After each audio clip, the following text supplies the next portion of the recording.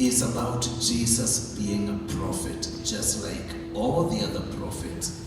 How do we communicate that Jesus is a unique person and it's not like all the other prophets? Yeah, I know the matter of Jesus is the major contention between Islam and Christianity. And I know, we also teach in a university and we have some of these discussions with the Muslim scholars. We are having one sometime in September. And the matter of Jesus, we accept that Jesus is a prophet because even the Bible says that he is a prophet. But indeed, more than a prophet. And that is the emphasis that we need to give to them. One is to admit that he was a prophet, but he was more than a prophet. And even the Quran alludes to that. One is that Jesus being more than a prophet is about the virgin birth.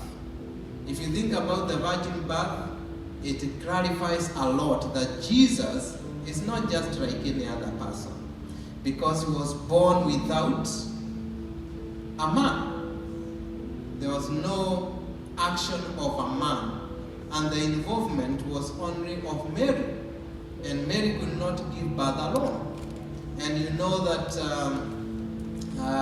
in that way, there is no way that he could even get the blood of Mary into his system. And therefore, his was completely different, was divine.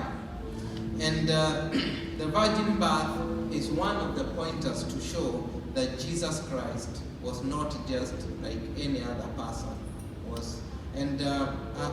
Normally when we also discuss with, I teach a course where we also teach Islam, because we teach all the religions. And, there is one of the areas where you can emphasize about the uniqueness of Jesus and his ability to save. That he can actually save because he was without sin. And even the Quran admits that Jesus was without sin. And actually it admits there are only two people that were without sin. And that was Jesus and his mother Mary, And probably that came from a bit of Catholic, and that is the religion that Muhammad encountered at that particular time. But the Quran talks about the sin of everyone else, every other prophet. But Jesus did not have sin. And that is very special. He did not have sin, but do they admit that Jesus was born of a virgin? Yes. So the virgin birth is acceptable, but what about God cannot beget? God cannot beget. It's because of what they understand with the begetting. It is where there must have been a relationship between Mary and God. That is the implication.